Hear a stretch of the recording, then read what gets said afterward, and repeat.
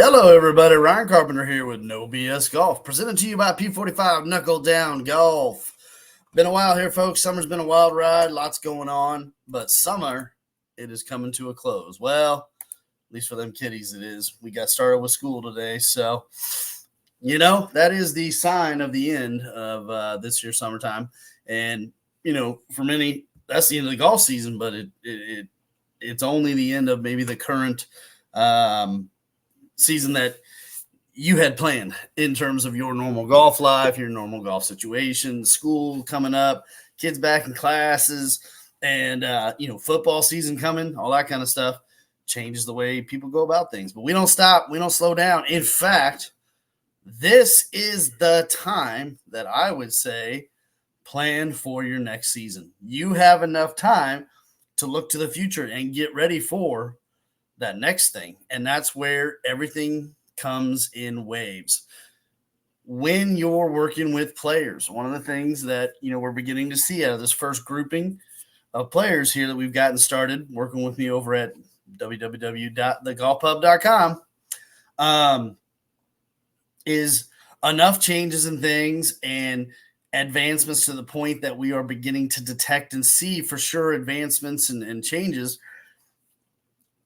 within the spectrum of capabilities and noticeability. And so now we're beginning to get into measurable aspects of these changes. What has changed? How much has it changed? What's the story? What can we use to identify and begin to put into action what we're capable of? And so then obviously the course and using that as the number one factor, taken to the next step. And that's where phase two sometimes comes into play. So you go through a series of changes, and this is why players, you've got to go through this process to understand it. Now we've got a handful of players. I can let y'all know who to talk to if you want to, but you go through 2-3 months, whatever it might be. You develop and change enough things, then that becomes new output. That we test it, check it, put it into action, take it to the course with a playing lesson. Figure out based off that output, where's it at, and then say, okay, well, do we hone in on this for now, get us through another month or two of playing time and get the best results possible with it, and then regroup on the other tail end of that and look at the next 3 months of development to take it to another step. Yeah, this is better, but what if we helped clean this up while this is occurring? That'll increase centerness of contact. If centerness of contact increases, then all of a sudden the shot pattern dispersion tightens. And because of that, spin trajectories change. And now we can start talking about how to affect based off of not just swing, but golf club equipment and, all kinds. It just opens up the doors to further levels. And so you've got to begin the process by understanding A, what's happening, what has to change if you're ever going to make it anywhere. B, you have to start that process, stick to it, do it the right way, go through a series of functional changes and start putting them together in a way that it does just display a new output. And then after that, measure it and determine what's occurring and see where it can go. Where is it at this stage, and assess it and realign it with current play ability. And then, talk about the short game and talk about, and that's where we go outside. So I got a whole bunch of playing lessons coming up because we're now ready to start unleashing these players out there again and redefining and figure out what's next. And so by now we've made it through this first 3-4 month step. We're about to get into the next. And then that sets us up for the big picture. By next spring, we would have had enough time to go through so many, not just changes, but then even levels of, so it's kind of like level one, right? You achieve level one. Nice. Okay. We party. Yay. And then you go through the next set, level two. Ooh, all right. Level two. And then, you get through that and you do, and then you go to level three. Woo, level three. All right. And, eventually you start climbing that chain, it's kind of like the karate folk out there, like the, black belt versus, where you get started and you climb up through levels of achievements. And so it's the same thing. By next spring, we got a whole batch ready to go. So anyhow, hadn't had a whole lot of time. This had a little bit of a off time to get through, not just teaching, but a whole lot of other things going on in the world of golf and life and everything. But wanted to start jumping back on, and I want to have some questions. I want to have some interactions. I need to bring some more guests on for sure, and that's been in the hopper for a while. But what else is going on? We got the USA guys playing there for the Olympics, I guess. Other than that, the world of golf's kind of starting to wind down as well as it's coming to an end with the last major, and pretty cool with Xander what he did this year. And there's another great example of golf. Like, if there's nothing more frustrating than a great player working hard and it taking forever for it to pay off, that Xander's the key, because he'd been pretty much, penciled in as, greatest to fail, if you will. Great player, but never gonna achieve greatness. And he went past it. So, congratulations to him. And that's a heck of a season for that man. And Bryson's having this an amazing year, not just on but off the course. And it's going to show. And I think it's interesting. I always put down this here YouTube stuff because it's, YouTube is not the, unfortunately, I've now ran into at least, I don't know, a half a dozen minimum, maybe a dozen or so players. Every single one of them had some kind of YouTube this and YouTube that. And it's the same story every time. It's like, it's not that the information is bad, because there's plenty of YouTubers out there putting out good information. It's that, even if it's good, does it relate to your swing today at all? You don't know. And B, does it need to be modified to fit your swing in some way and make that still one basic idea, principle, whatever you want to call it, still work within, and so that's the key. Teaching golf's easy. It ain't hard. It's coaching players through the process of making these things that matter for ball flight and change and distance and spin and trajectories and all these things, and sorting through the crud that isn't correct that's out there, because there is crud that's on the old YouTube that is actually absolute garbage as well. And so that's really where my job lies. It's sorting through that and being able to say yes, no, and forget about that stuff, because that's crap. And first of all, that don't even relate to you anyways. You're working on release and you can't even hold the club and bring it, down on plane even remotely close, which means your release don't make a bit of difference. We got a player the other day that, still flipping through hardcore, talking about, where's it going? Well, of course it's going all over the place. You got no stability, you got no strike, you got no way of controlling output with that type of delivery. It's never going to happen. So of course it's going to be all over the place. And so until that changes, there's no point. You keep playing, keep hitting balls, but every swing you take that way just reinforces that flippy, bunched up thing. I'll show it to y'all someday here with an image. But anyhow, the point is that, it's you can't keep going about this game expecting something to be different, and that's a big thing.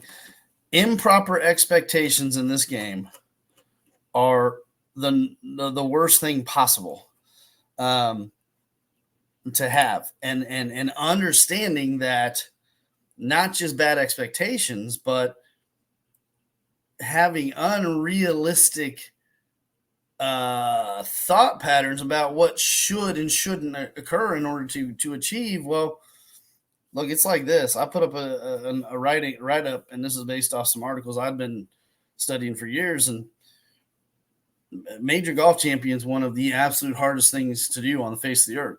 These Olympic champions here, they're the only ones that have the same degree of difficulty level when it came to number of years, hours, dedication, so on and so forth. And it was mainly the individual ones. And that's the thing, because it's an individual thing that even came close. But major champion golfer was the number one, because it's just that dang difficult. And so you can't go about something that does have some difficulty level to it and say, hey, can't we just sort of make this easy? You're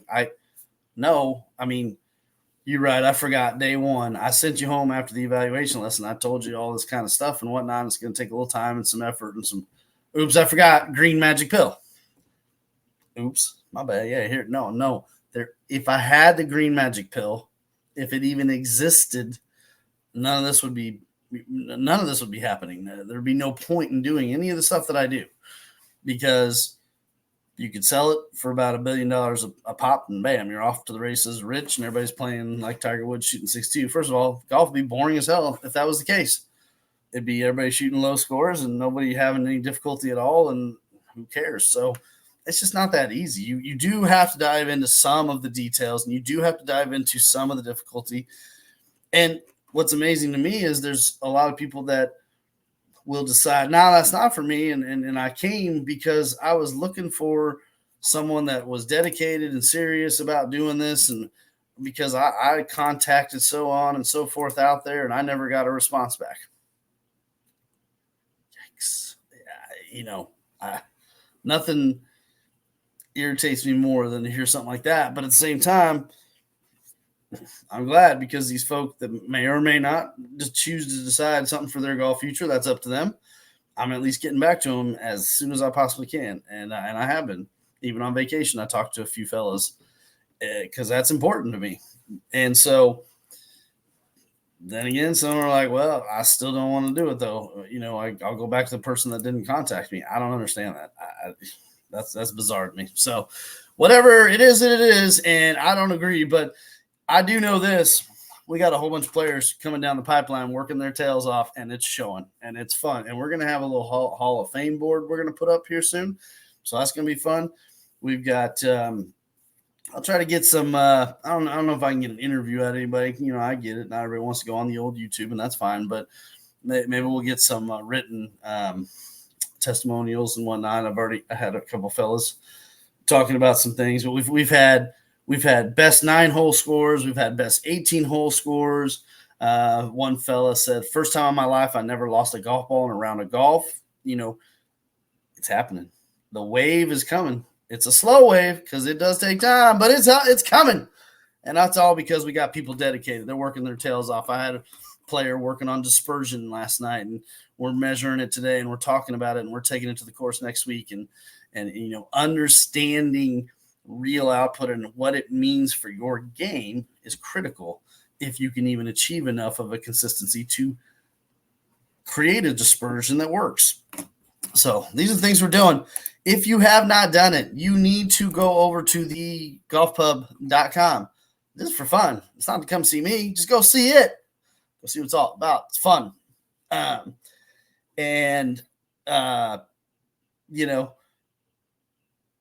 Play it, and there's games and there's things. It has it's just like it's kind of like Top Golf to some degree. You don't have to be stellar, great, own equipment, nothing. Just go have fun, enjoy, check it out, and then evaluations are still free, folks. That's going to maintain for a while. We're not going away with that anytime soon. That is for a reason. You come on down. I know there's some fellas. I got a couple people out there, on the fence. Just do the evaluation lesson. That's the first step. You got to get that done. After that, then you can make a decision that makes sense for you and see where you might want to go with this thing. But everybody's got to get that information. Without that information, it is impossible to make a proper movement towards your golf future. So come see me there. Come see them. www.thegolfpub.com. As always, I'm online everywhere that you could possibly be. Well, at least for the most part. Twitter at P45KDG. Gmail, P45 knuckle down golf at gmail.com. Here on the YouTube, smash the like button, please share, bring back some comments and questions and information. Let me know, what do you want to hear and talk about? What would you like to, cover? If you want to come on the show with me, ask questions, I'll do that. You tell me how you want this to go. I'll make it happen. So for now, Ryan Carpenter, P45 knuckle down golf. No BS golf, folks. Take care.